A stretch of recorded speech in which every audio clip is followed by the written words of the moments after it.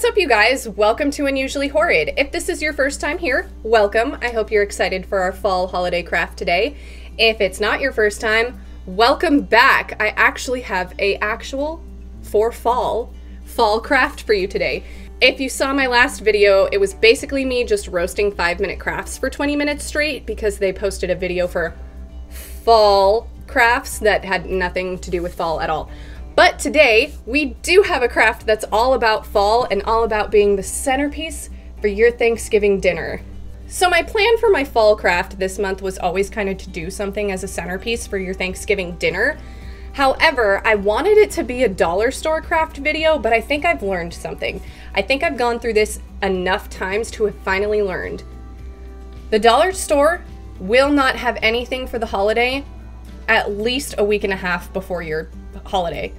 I really thought this time, so for my Halloween live party, I went to the Dollar Tree to find some extra decorations and stuff, and they had nothing for Halloween. It was all Thanksgiving and all Christmas stuff. So here I am, a week before Thanksgiving, la-di-da, walk into the Dollar Tree hoping to find something to make my little centerpiece with, and nothing. Absolutely nothing for Thanksgiving. So I didn't make the same mistake, and I bought everything I wanted to do for my Christmas chaos craft. So I am prepped for that next month. So we took a trip to Walmart for the next best thing and found what we could to make a really cute fall floral centerpiece. So if you want to see how to make that, go ahead and watch the rest of this video. Okay, so here are all of the materials I'll be using today.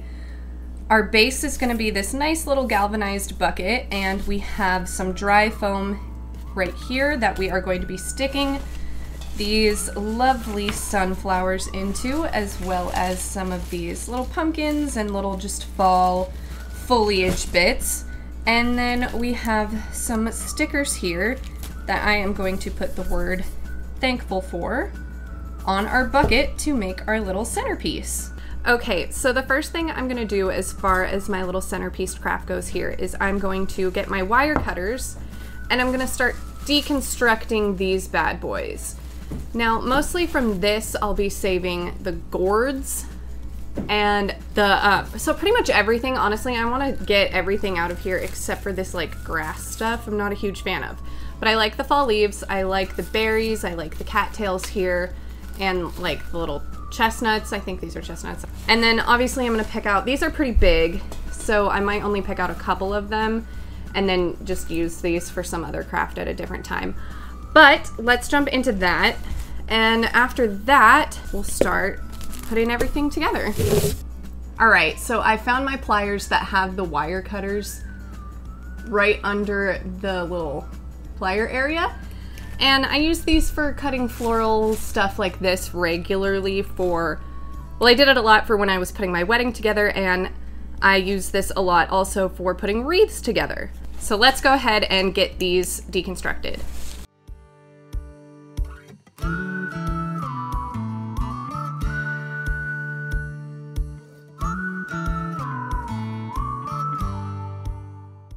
So if you've noticed, I'm trying to take care to cut my stems at different lengths so that when we put everything together in here, we have a nice dynamic height. Nothing too uniform.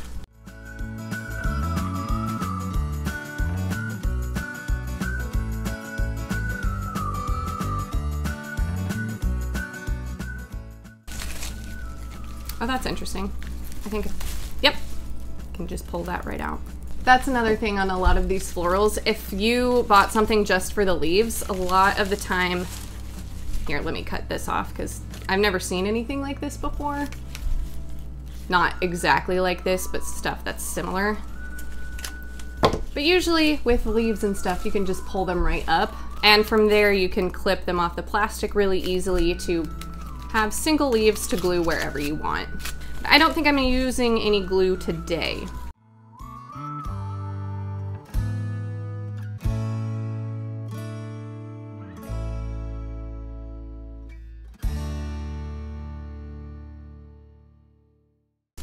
Okay, so that's pretty much all I'm gonna use from this bad boy. Who knows, maybe I'll use this grass for a spring project later in the year, but that's just gonna get put in the craft closet for now. And let's see, I grabbed a nice red one, so let's take this orange one and then a yellow one, and we'll leave the other two for a different craft project.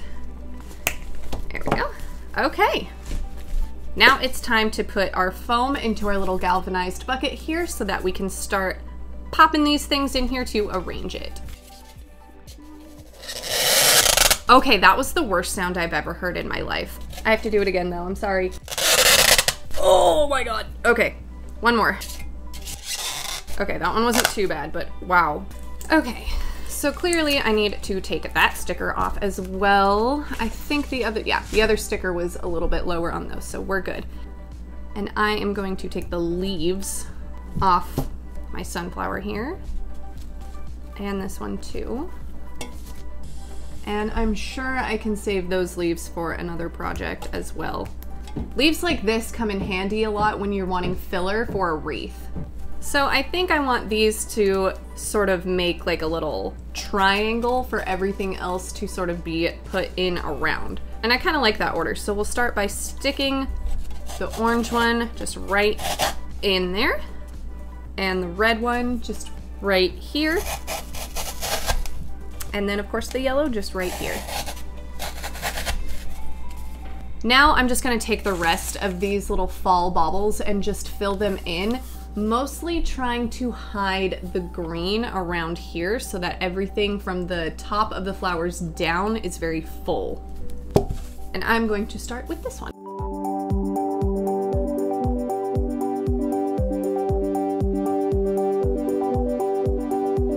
This one can go in the middle since it's mostly just leaves. I think we might be able to stick a little cattail poking out right here as well. So what's probably gonna wind up happening is I'm gonna wind up using a lot of these more dense leaves from this bundle as filler once we get everything in there.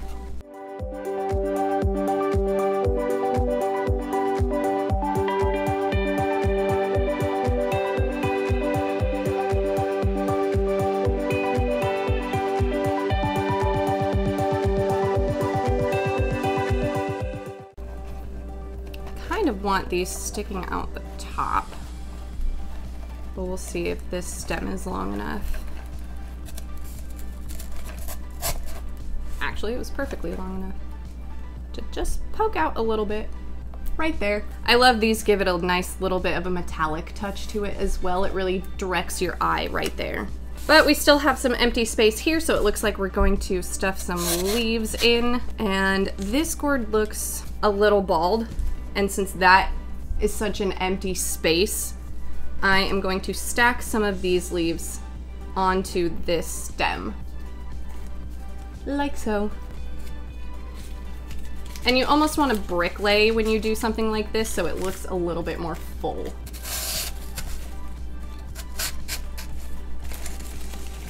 Tuck that leaf under. Let's see, where can this one go? I'm actually gonna try and get that one a little bit more snug and bring these petals up around. I'm trying to see where we have the most emptiness around here. And then part of me is like, oh my gosh, I don't want all of my gourds in the same place, but I mean, it's a small centerpiece and a lot of gourds. So really, if this one were long enough, I think it would look cute sitting right on top. And maybe we can just lop it, but then that's not secure, and I don't like that. So let's see. I am going to take this extra long stem out of here. Oh, I can't do that. These are hot glued on. Dang it, I thought they were fixed on the other ones. In that case, I guess I'm just going to have to be okay with gourds being next to each other. So let's see. These two pumpkins are next to each other, but I don't know. I'm having a hard time with placing this one little thing. I feel like my berries are hidden. Maybe if I take this one out and put the berries there and put this little bad boy right here, then we have a slightly more buffered area to stick this one into. And I am just going to pop this guy out just a bit. Okay. So now what I'm gonna do, Oh, it looks like I have one more cattail. I'm just gonna stick you right there. So it doesn't look like we have too much dead space here at the bottom, so that's nice, but I do have a little bit of an area right here. So I am gonna go ahead and take this longer stem here and just trim this and sort of stack these leaves on it similarly to like I did under the gourd, and just keep it really shallow and stick it right in that area.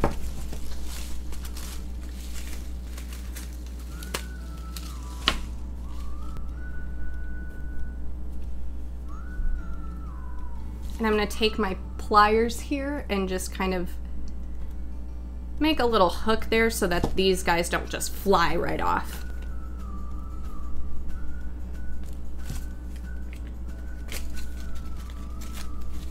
Okay, so that thinner area was just right here. I'm actually gonna make this a little bit more shallow, so I'm just gonna trim that and push that bad boy right in. Okay, so now that the floral arrangement part is done, I'm gonna go ahead and bust out my stickers here. And honestly, we're gonna keep it nice and simple, and we're just gonna write the word thankful out in the stickers. Now I'm gonna go ahead and choose a side. I think this is a nice area because it's not too heavy hanging over here, so we can actually get a nice view of the word thankful. So I got these nice shiny gold stickers so that they bring your attention right there. I'm gonna try and do it at an angle, but we'll see. Or not an angle, but a curve. I'm trying to go in a curve.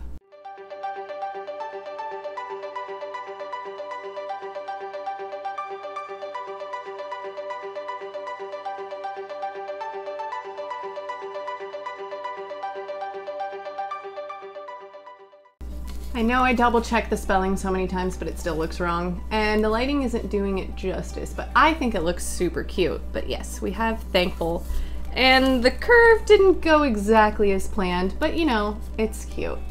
But yeah, that's pretty much it. It's a pretty easy craft. Floral arrangements are pretty easy. You kind of just do what your heart tells you to do to fill in the gaps. But let's go ahead and get a nice shot of this on the table, shall we?